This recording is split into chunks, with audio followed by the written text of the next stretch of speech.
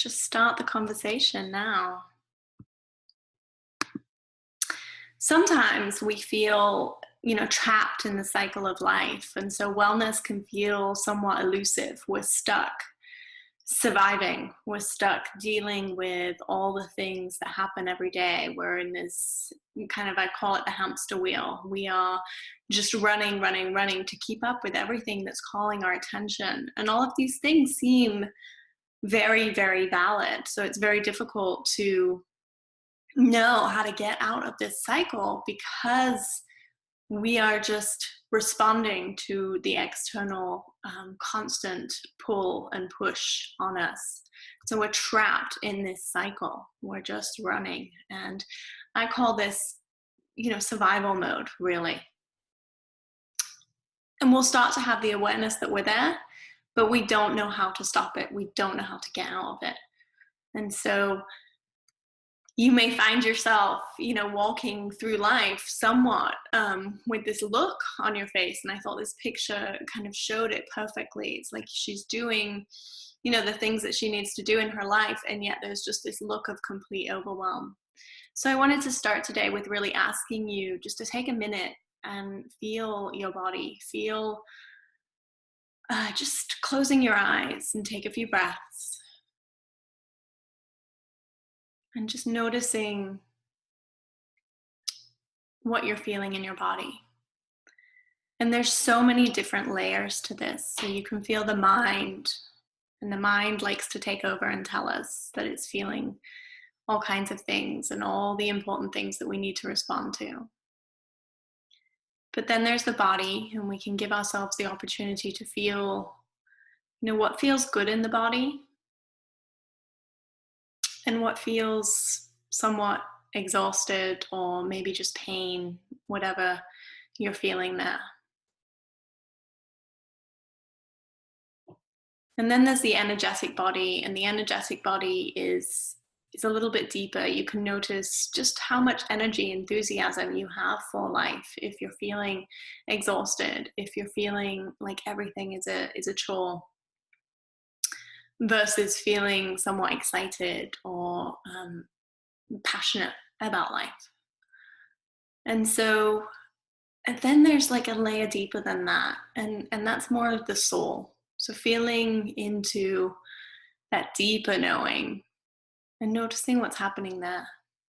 And it's not with judgment that we notice these things, it's just with interest, with curiosity, with wonder, what's happening within this inner realm. And then just slowly taking a few more deep breaths and coming back. It's just a really good place to start the conversation. And the conversation isn't really between me and you, it's actually within yourself, right? It's just this opportunity to recognize what's happening inside. We are often so caught up in what's happening outside and all the things that we need to do that we forget that there's this whole network and ecosystem happening within us. And so for me, part of navigating this path to wellness is recognizing that the work isn't something that you do out there. It's something that you do here.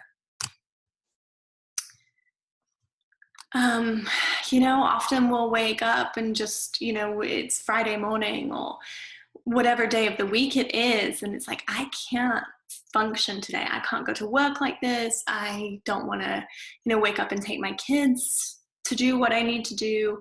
And we get these moments in the morning of opportunity to listen, to start to build awareness. Like if this is a feeling that's constantly, or a thought that's constantly coming up and we're constantly pushing it away, taking the time to actually lean into the thought and say, okay, why don't I want to go to work? Or why don't I want to do these things? And actually taking it a layer deeper so that you can start to shift either the way that you come to the things that you need to do in your life, or actually starting to stop doing those things or make changes in a way that fulfills you. But the first step is just to recognize, just to be aware of what is happening within. It's interesting because oftentimes, when I was dealing with Hashi's at its worst, simple things like what was for dinner seemed to create so much stress. And A, because it was at the end of the day, so I'd already done all these other things. You know, I'd been to work, I'd picked up my kids, I'd taken them to ballet, I'd done all these things, and then I had to come home and make dinner. And partly it was that I had these very, very high expectations on myself, and I wasn't really good at asking for help or support either. I felt like I needed to do it. And so just recognizing, like, where are you feeling the most stress in your life? Is it simple things? Is it the overwhelm of the day to day? Or is it big things? And once we recognize what's causing the stress, what's causing the overwhelm, then we can start to shift it. One of the first things that I want you to start working with, on this path to wellness, is noticing your energy. So, does it seem to go up and down all day? And this is like this roller coaster of energy, where maybe you feel good in the morning. Some people feel terrible in the morning, and then they start to get their groove. Other people wake up feeling very clear-headed, and like that's how my mornings always were. I had like 2 really good hours in the morning. And so, my energy was always up. But what I found myself doing was I'd ride that energy up. And then as soon as it started to crash, I would reach for something like caffeine or sugar to take my energy back up. And so I was constantly in this cycle of like up and down, up and down, up and down. And I was literally on this roller coaster, this energetic roller coaster. And what I can tell you about that energetic roller coaster is that it's very depleting, right? Caffeine and sugar will, while they seem to give you energy, they actually take a lot from the body. And so the body then has to work extra hard to detoxify and to try and balance and to manage all of those additives into the body. And so recognizing, it's not that you can never have caffeine or sugar, but noticing if you're using these things to help you energetically through the day. Are they what get you through the day? Are they what sustain you, right? Are these your sustaining things? Because that's the question. That's the real question, is we need to build sustainable energy. We need to build a way in our lives that we can show up with stability and consistency.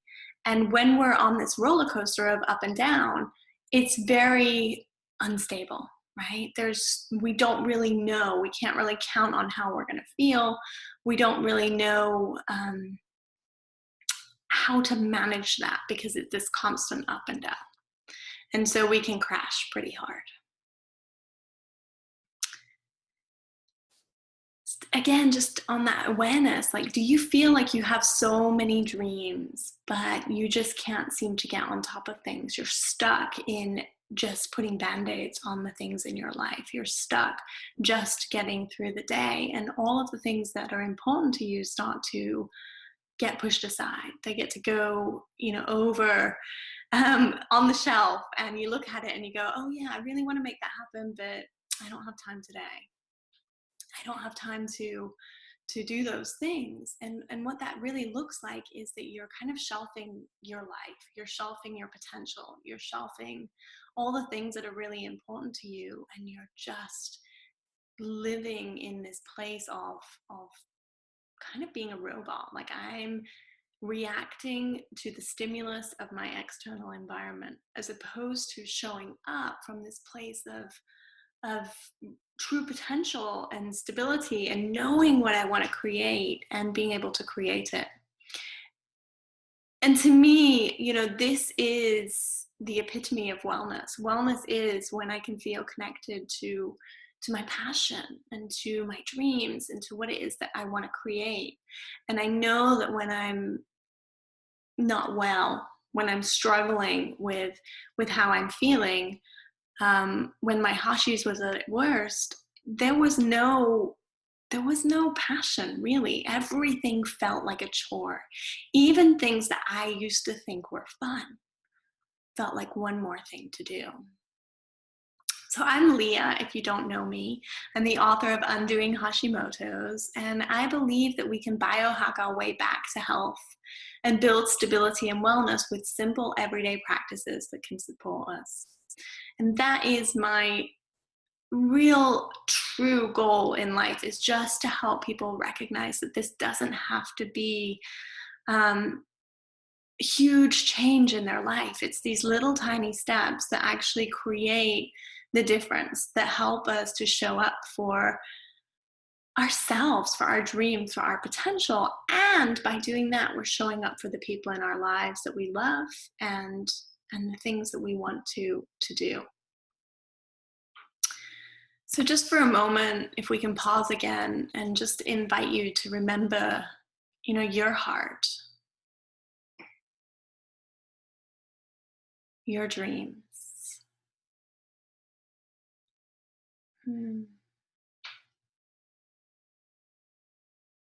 Because that's such an important practice. This is one of my favorite practices, is just giving yourself the opportunity to connect. That little child that would go outside and just see the wonder all around them, that could be present with what was in front of them, that wasn't worried about what they had to do later in the day. Like, they were just very, very connected to what was right in front of them. And so often with our children, we try to get them to not be in that, right? We were like, okay, that's great, but we really need you to, remember that you have to do this, and remember that you have to do that, and prioritize and organize. And so we've learned ourselves, like, to make sure that everything is organized and taken care of. And in a way, we've taken away this ability to be present with what's right in front of us, the beauty that surrounds us, and to always be trying to fix something or take care of something or do something. So just looking internally for a moment, ask yourself, like, who are you? What are your core values? For me, I put these 4 here because my core values are connection, love, service, and integrity. And so you can just take a moment and close your eyes and just think about this. What are 4 things that come to mind? It could be, there's all different core values, things that are important to you. You can just, it could be family, it could be respect, could be lots of different things, but just taking a moment now to think about what your core values are. And I promise you that you're going to get, if you just stay with me a little bit here, you're going to start to understand why this work is so important to navigating your way to wellness. Right? Because I could sit here today and I could tell you that you need to do this specific diet, or I could tell you that you need to do a specific thing in your life, drink a specific drink, or go on this amazing detox program. But honestly, that's not where you're going to find your path to wellness, in my opinion. Those things can be helpful and they can be useful at times, but this is the real work to wellness, and what I found to be the most helpful work on my path to wellness, on my path to being able to live the life that I want to live, to being able to create my dreams, and to be living in connection and love and service and integrity. So I'm just going to pause for a moment and let you think about those 4 words. And here's the thing, they don't have to be the perfect words for you right now. They may change. This has taken me lots of work and, crossing things out and doing them again, to really come up with those 4 words that are my core values.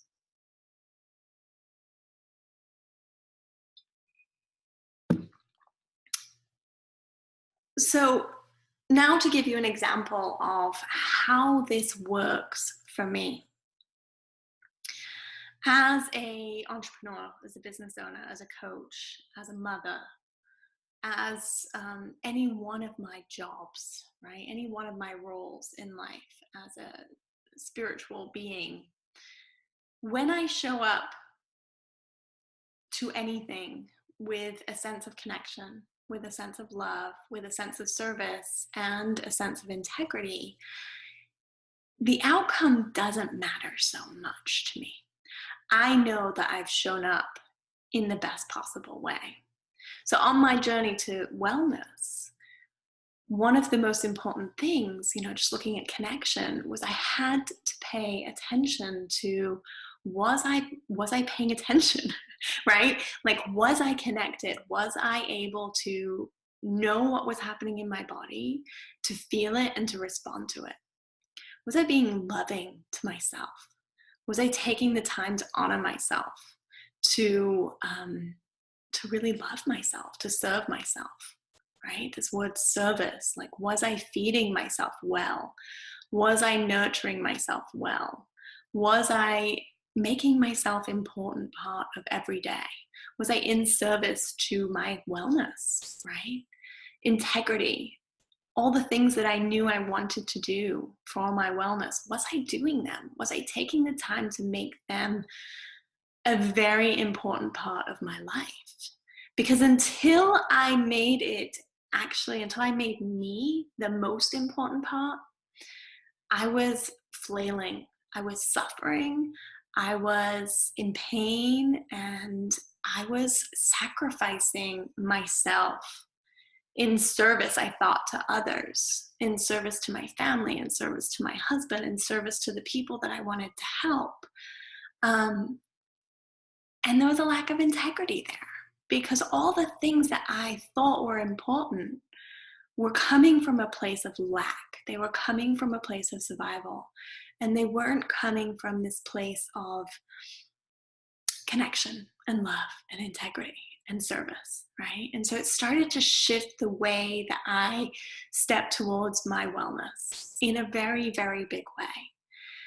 And it was a great way for me to question, when there was something for me to do that I was worried about. For example, do a training that I didn't know if I wanted to do, if I didn't know if I wanted to travel, if I didn't know if I wanted to add it to my schedule. I could simply look at these core values and see if the training was in alignment with what it was that I was trying to do for myself and therefore the external environment. So it's very much this play on internal and external. So the first step then, when you have your core values, is to notice, to take the time to feel, just like we did earlier at the beginning of the webinar, to take the time to notice what's happening beneath the surface, to really listen to yourself. For so long, when we're dealing with chronic illness, autoimmune conditions, overwhelm, burnout, we push the inner knowing away. We don't want to listen. We don't want to hear, because quite honestly, most of the time, we don't know what to do about it. And so we push that voice away. And so a big part of starting to notice is giving that inner knowing the opportunity to speak to you and to really hear it.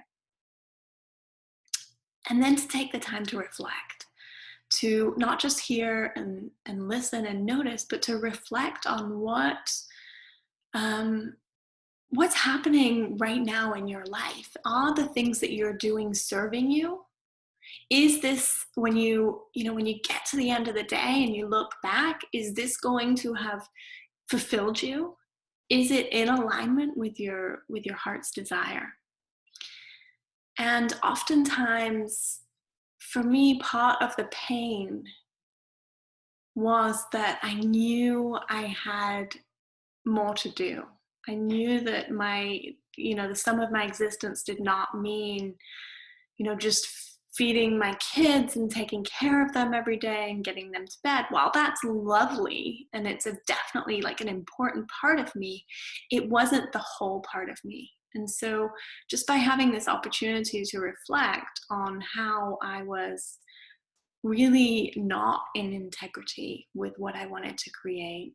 And that might be somebody else's integrity, and that's awesome. But for me, I felt like I wasn't able to show up in my full potential and listen to my calling. And so I had to make some big shifts.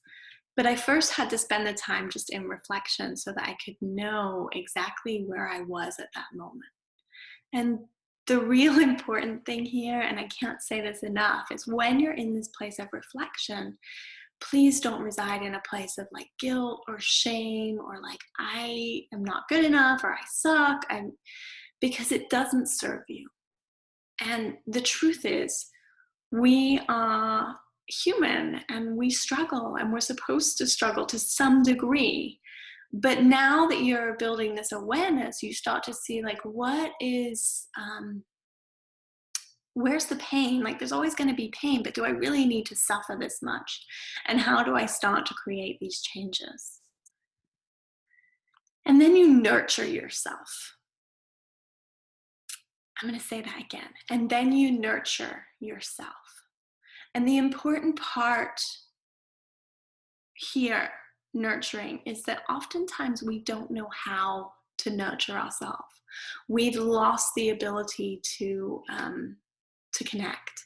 We do things that we think we should do, but we don't necessarily do things from this place of nurturing and love.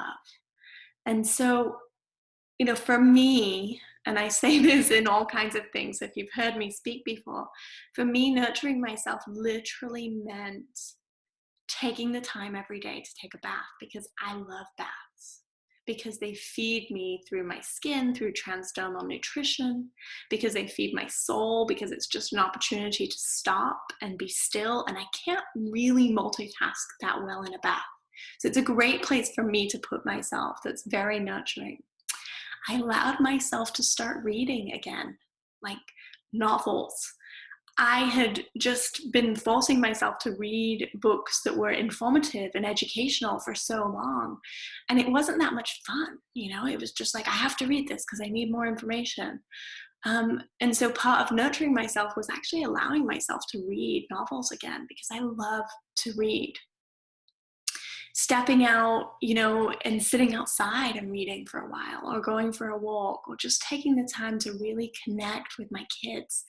Like these were ways that were nurturing me. Oftentimes when I was not feeling well and I was playing with my children, it felt like a chore. It felt like I was doing it for them because I had to. So I really started to realize that actually that fed a part of my soul. Like that made me feel better, but I had to change the way I came to it. So these are all ways that I got to nurture myself. So you can think about some ways that feel nurturing for you, and I can promise you that they'll start to develop over time. If you can just find one thing that feels nurturing right now, that as you do that more and more, you will start to realize other things that nurture you. So what does wellness look like to you? I've shared with you a lot of what wellness looks like to me, but it's an interesting question. What does wellness look like to me? For you to ask yourself that, and to take a moment and see, what if you were to design wellness in your own life, what would be the, how does it look physically? How does it feel emotionally? Is there a spiritual component to it? What's the energy of wellness? So you start to create like this construct of the picture of wellness, and it's not just like a photograph. It's multidimensional. And the more you can connect with all of the dimensions, the more you can start to actually get there.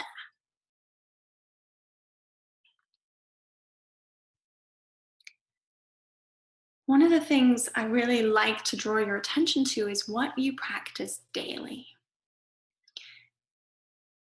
And I think this picture speaks 1,000 words. I mean, she looks, I don't know, this woman in this picture looks sad and scared and anxious and all kinds of things just in this look. You could create all kinds of stories about what's happening in her life right now. But if this was the way that you showed up to your life, like daily, what you're practicing is stress. And it's very easy to get stuck in that practice every day, to come from this place of fear, worry, anxiety, depression.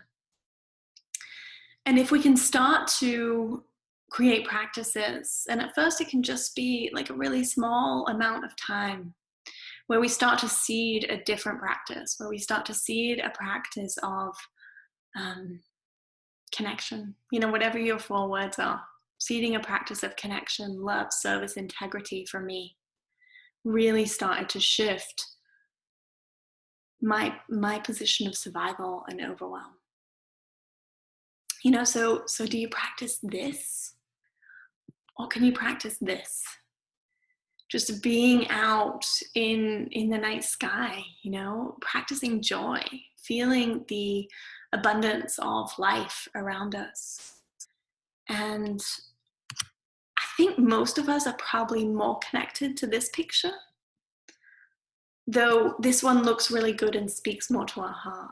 So do you feel how this has an emotional reaction? It has energy with it, right? As does this. So now we come to navigate. Have you ever tried to drive somewhere that you didn't know where you were going? Before GPS, your friend, you might be driving to a friend's house and you'd have an idea of where it was, but you didn't know exactly where you were going. And oftentimes you'd make a few wrong turns first. You'd drive around a little bit. It would take a while. Now we have GPS, right? And so we put in the address of where we want to go, and it gives us different routes. It's like this one will take 8 minutes, and this one will take 10 minutes, and this one will take 12 minutes, whatever. And you can choose, do you want to get there as fast as possible? Or is there a shop or something on the way that you want to stop by? And so now when we go somewhere, it's like this whole new experience. It's not got stress. We know exactly where we're going. We know how long it's going to take us to get there. And we can just get in the car and go. And so part of navigating, one of the most important parts of navigating, is knowing where you want to go. It's very hard to navigate a trip somewhere if you don't know the ultimate destination. So having a really clear direction of what wellness looks like to you, what it feels like, just going back to what we talked about earlier, that destination point, right? What do you want to create more of in your life? What does that look like? What does it feel like? And then you can make that mark on your map of life. You can build all kinds of tools that can support you in getting there. Things like vision boards and pictures, and just clearly knowing where you want to go. And here's like the next step to that. If we know where we are now, right? So we've just looked at where we are now, building that awareness, knowing exactly where we are, and then where we want to go. Okay. And if they feel like they're too far away, oftentimes we'll get overwhelmed and we'll be like, well, wellness looks like that, but I can't. Wellness to me looks like running a marathon and being able to, do all kinds of things. And so we make the goal so big that we don't know, we're not connected. We don't know the route to that goal. And so part of navigating is not just knowing your destination, not just knowing where you're starting, but the road to get there and the stops along the way. And so we start to build a path We're literally, sometimes we have to cut down, the overgrown grass. We have to lay bricks. We have to build this path to our destination. And it can be one little tiny step at a time. And it's this one little tiny step at a time that makes all the difference. It's this one little step at a time that will get us to our destination. If we just concentrate on the destination and where we are without taking any steps, we will never get there. We will get lost. We will get pulled off course. So, choose joy, right? Choose what it is that, whatever your destination is it joy? Is it creating more abundance? Is it creating more space and time in your life? These are all ideas of what wellness might look like to you. Is it being able to stand on a dock at sunset and just know that you are alive? Whatever that destination is, getting in touch with that, and then building a daily practice of nurturing yourself, listening to yourself, and making small steps towards that big destination. That is where you start to build your path to wellness, and you start to stay on your path. Because what happens when we don't have daily practices, when we don't have the opportunity to reconnect to our intention every single day, sometimes, multiple times a day, it doesn't have to be like, oh, I did that this morning, I don't have to do it again. These thoughts, this seed just grows in your mind, where you remember and you stay connected and you stay on the path, so that you don't have to worry about shiny object syndrome and getting pulled off track or anything else. You are staying on your path, and you know the destination. And because you're very clear of your path, because you know where you're going, you can enjoy all of the things around you. You can celebrate each step. You can spend time in the wellness along the way. So it becomes not just the destination. Wellness is not just the destination, but it is actually that daily path to it. And so my email address is here for you. It's leah@leahcarver.com. And I'd really like to take the opportunity to invite you guys to start the conversation with me. If this spoke to you at all today, if this is something that you want to create more of in your life, if this speaks to you, if it feels like you need a GPS system, like I'm a GPS system. That's what I do. That's what I am as a coach. You give me the address that you're at now. You give me where you want to go, and I help you navigate and build the path there. That's why I'm here, to support you while you step towards wellness. I hope that you've found the tools presented in the webinar today really helpful, and I hope that you enjoy